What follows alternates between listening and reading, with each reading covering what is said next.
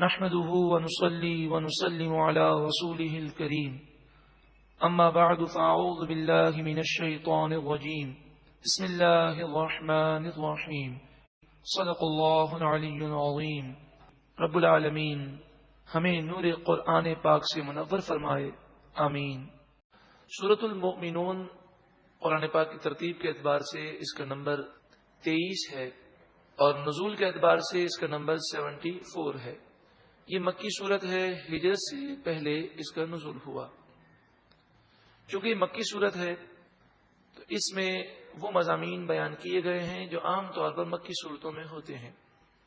انسان کی تخلیق کا ذکر، قیامت کا ذکر، موت کا ذکر، جہنم جنت کا ذکر، قرآن سچی کتاب ہے اس کا ذکر ہے، توحید اور رسالت کا بیان ہے۔ اس میں 6 رکوع ہیں اور 118 آیتیں ہیں۔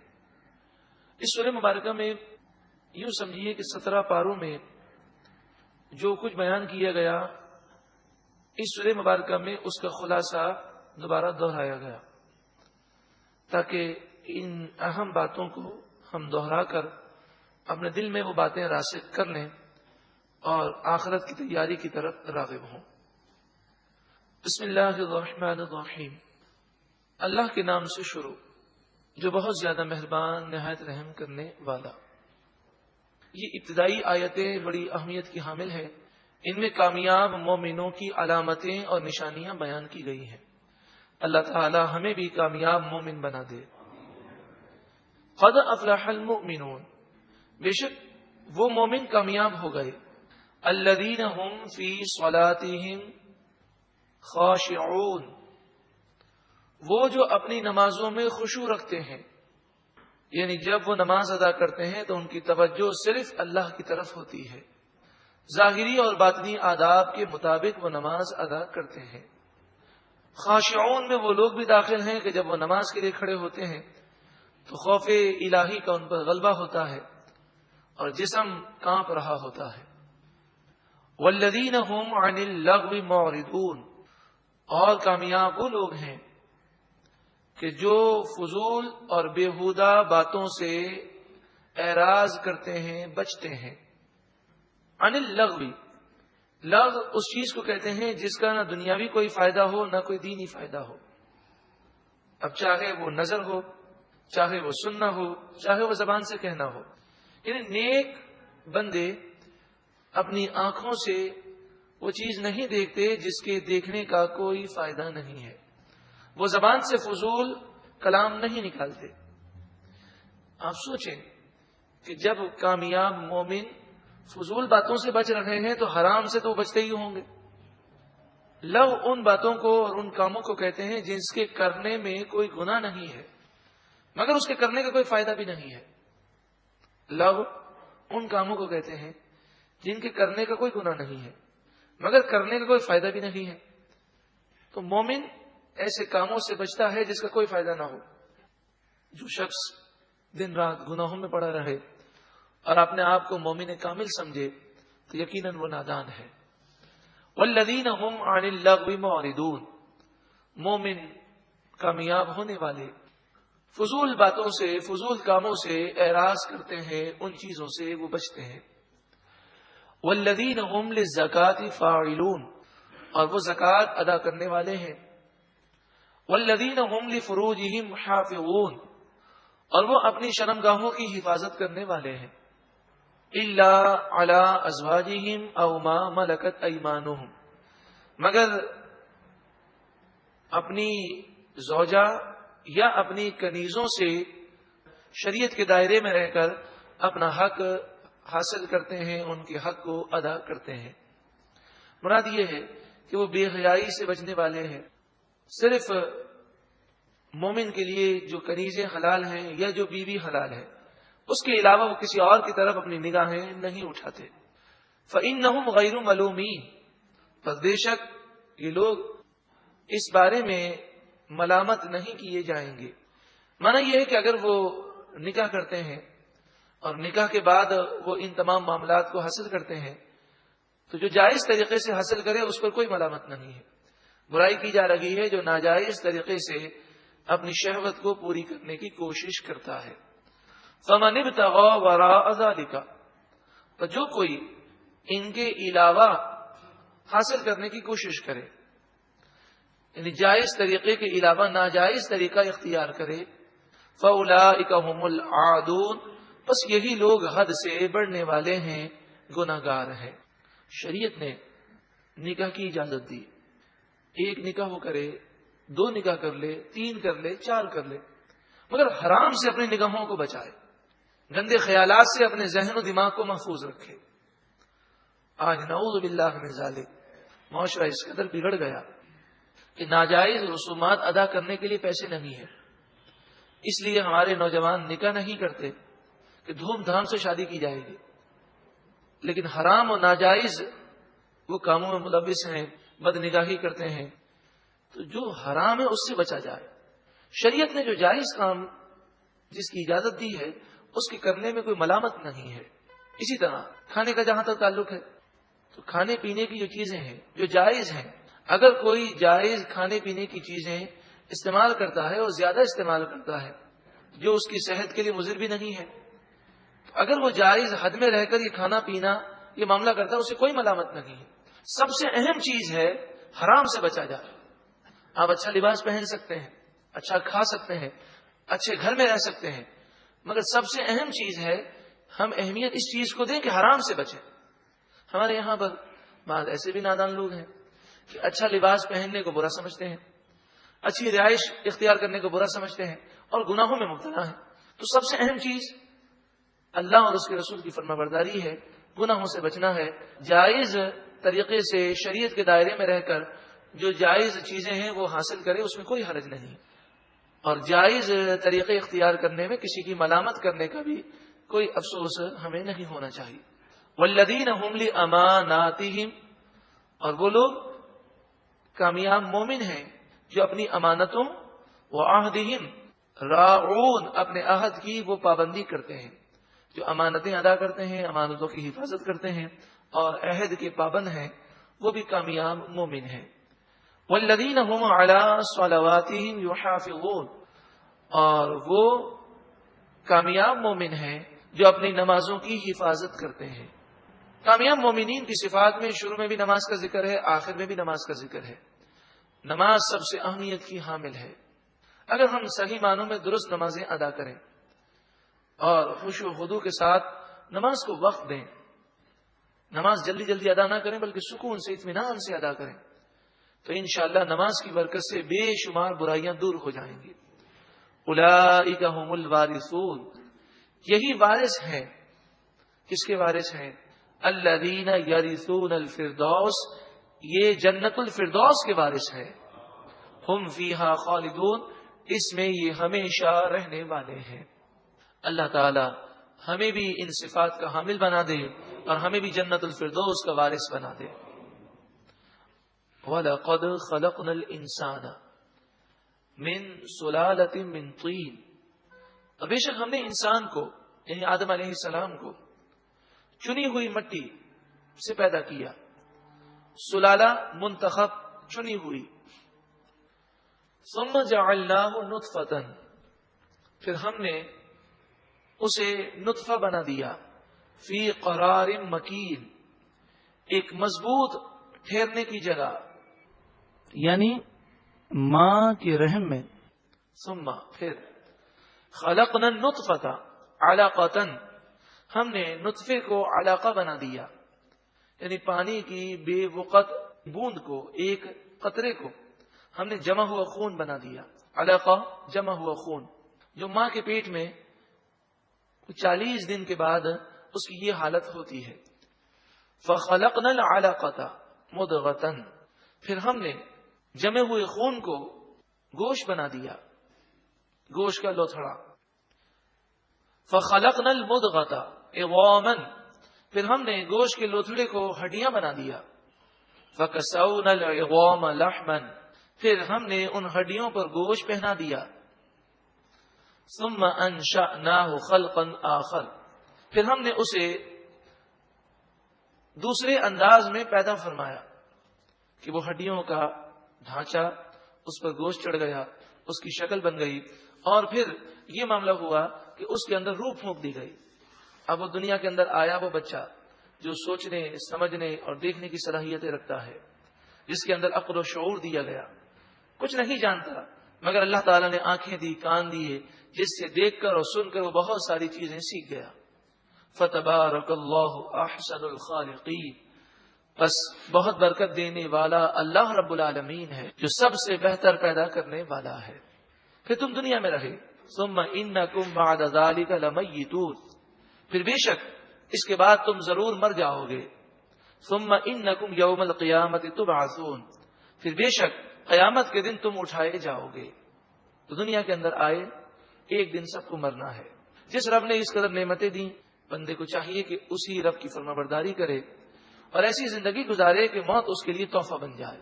اللہ تعالی ہم سب کو ایسی زندگی گزارنے کی توفیق عطا فرمائے. وَلَقَدْ خَلَقْنَا فَوْقَكُمْ سَبْعَ طَرَائِقَ، اور بے شک ہم نے تمہارے اوپر 7 راستے بنائے، یعنی 7 آسمان بنائے.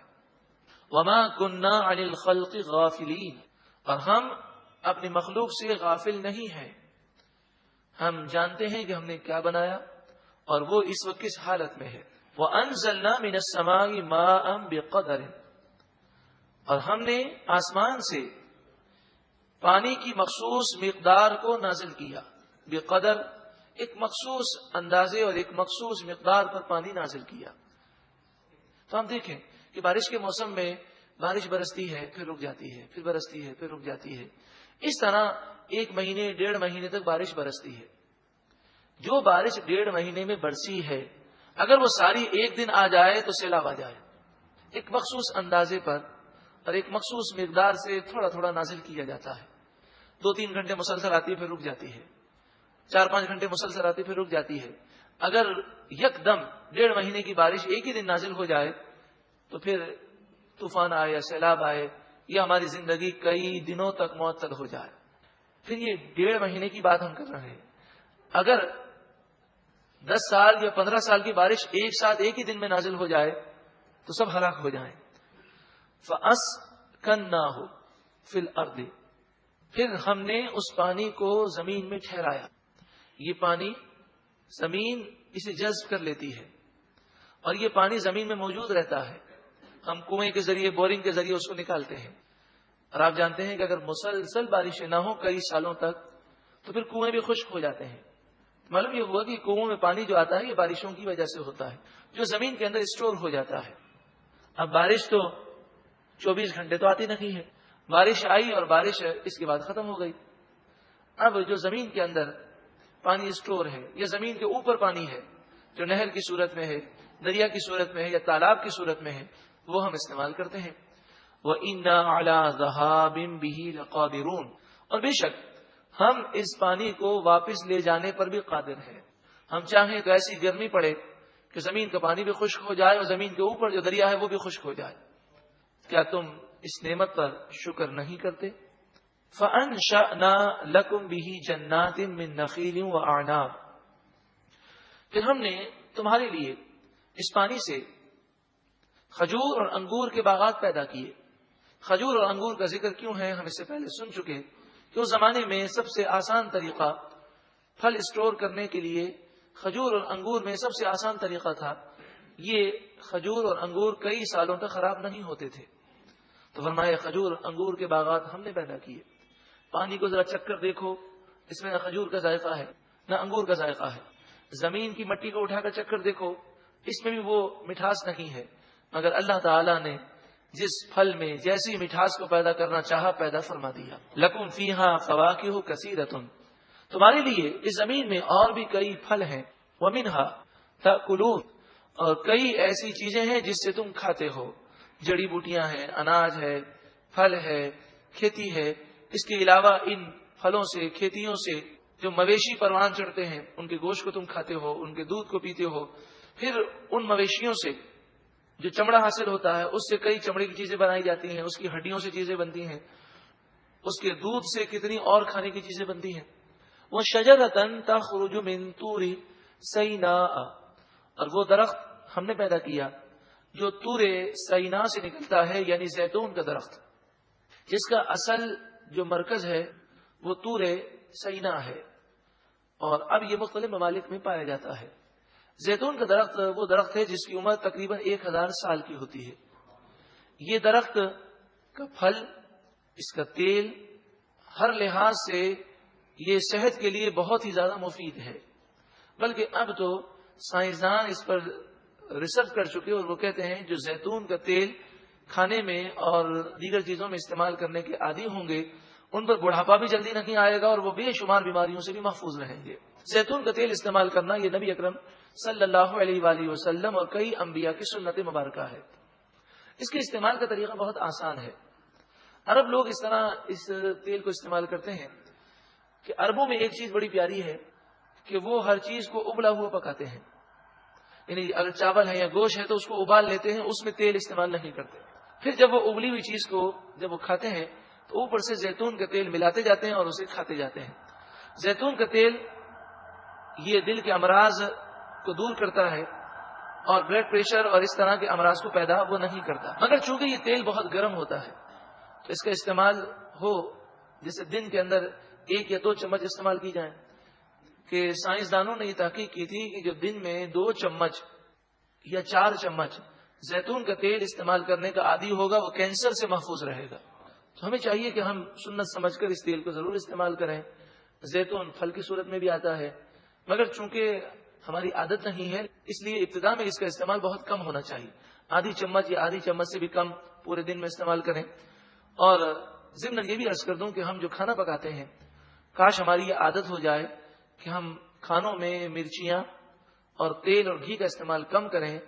عرب لوگ اور دنیا کے دیگر ممالک کے لوگ مرچیاں اور تیل اور گھی کا استعمال بہت کم کرتے ہیں، یہ پاکستانیوں کی عادت بہت زیادہ ہے، اس میں صحت کے لیے انتہائی نقصان ہے، تھوڑا بہت استعمال ہونا چاہیے۔ اگر ابلا ہوا کھائیں اور اوپر سے زیتون کا تیل استعمال کریں تو انشاءاللہ تعالی بے شمار امراض سے شفا بھی ملے گی اور انشاءاللہ سنت کا ثواب بھی ہمیں نصیب ہوگا۔ تنبت بالدہن، یہ تیل کو اگاتا ہے، دہن تیل کو کہتے ہیں، یعنی زیتون کا جو پھل ہے اس میں ایسی صلاحیتیں ہیں اس کو نچوڑا جائے تو اس سے تیل نکلتا ہے۔ وَالصِّبْغِ لِلْآكِلِينَ، اور کھانے والوں کے لیے یہ سالن کو بھی اگاتا ہے، یعنی زیتون کا تیل سالن کے طور پر بھی استعمال کیا جاتا ہے، یعنی روٹی اور زیتون کے تیل سے بھی عرب لوگوں کی عادت تھی کہ وہ اسے کھاتے تھے۔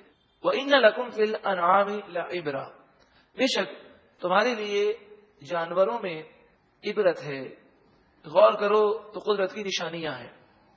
نسقیکم مما فی بطونہا، ہم تمہیں اس کے پیٹ میں سے دودھ پلاتے ہیں، گوشت، خون، گوبر، ان 3 چیزوں کے علاوہ اس کے اندر کچھ بھی نہیں ہے، ہڈیاں ہیں، گوبر ہے، گوشت ہے، خون ہے، مگر رب العالمین کی قدرت انہی چیزوں کے درمیان سے اللہ تعالیٰ جب چاہتا ہے جانور ہمیں دودھ عطا فرماتا ہے، اور وہ دودھ کیسا ہے کہ جس کے اندر بہت زیادہ صحت ہے اور انسانی زندگی کی بقا ہے۔ دودھ کے بارے میں اس بات کو سمجھیے گا کہ فی زمانہ جو ہمارے لیے دودھ میں مضر اثرات ہیں، دودھ پینے سے بسا اوقات موشن ہو جاتے ہیں، بسا اوقات اور امراض ہو جاتے ہیں، اس کی وجہ مصنوعی طریقہ ہے کہ آج ہر چیز میں مصنوعی طریقہ اختیار کیا جاتا ہے۔ تو بھینسوں کو بھی ٹیکے لگائے جاتے ہیں جس سے وہ بہت زیادہ دودھ دیتی ہیں، اور جس چیز میں آپ مصنوعی طریقہ اختیار کریں گے اس کے مضر اثرات ضرور ہوں گے۔ تو ایسی بھینسیں یا ایسی گائے یا ایسی بکریاں جو جنگلات میں چرتی ہیں اور جڑی بوٹیاں کھاتی ہیں، ان کا دودھ بہت سارے امراض کو دور کرنے والا ہے۔ وَلَكُمْ فِيهَا مَنَافِعُ كَثِيرَةٌ، اور ان جانوروں میں تمہارے لیے بہت ہی زیادہ اور بھی منافع ہیں۔ وَمِنْهَا تَأْكُلُونَ، اور جانوروں کو تم کھاتے بھی ہو۔ وَعَلَيْهَا، اور ان جانوروں پر، وَعَلَى الْفُلْكِ، اور کشتیوں پر، تحملون، تم سوار کیے جاتے ہو۔ یہ اللہ کی نعمتیں ہیں، اس پر تم شکر ادا کرو۔ نبی اکرم صلی اللہ علیہ وآلہ وسلم دودھ سے بڑی محبت فرماتے ہیں، اور آپ فرماتے ہیں جب دودھ پیش کیا جائے تو اسے منع مت کرو۔ اور اس پر آقا جہاں صلی اللہ علیہ وآلہ وسلم کا یہ طریقہ بھی مذکور ہے۔ آپ اکثر اوقات یعنی صرف دودھ پی لیتے اور اسے ہی کھانا قرار دیتے، یعنی کھانے کا وقت ہے تو روٹی اور چاول وغیرہ ہم استعمال کرتے ہیں، تو اس کے بجائے بسا اوقات آقا جہاں صلی اللہ علیہ وآلہ وسلم صرف دودھ پی لیتے اور کوئی چیز نہ کھاتے۔ دودھ پینے کا طریقہ آقا جہاں صلی اللہ علیہ وآلہ وسلم سے جو مذکور ہے وہ اس طرح بھی ہے جیسے عام طور پر ہم دودھ پیتے ہیں، اور اکثر ایسا بھی ہوتا ہے کہ آپ دودھ میں پانی ملا کر اسے پیتے ہیں، تو یہ بھی ایک اچھا طریقہ ہے۔ بعض لوگوں کی عادت ہوتی ہے کہ دودھ میں پانی ملا کر پیتے ہیں، لیکن انہیں یہ پتہ نہیں ہوتا کہ اس طرح ملا کر پینا یہ سنت مبارکہ ہے۔ دودھ میں شہد ملا کر پیا جائے تو اس پر زیادہ ثواب ہے اور زیادہ برکتیں ہیں انشاءاللہ عز و جل۔ آگے ارشاد فرمایا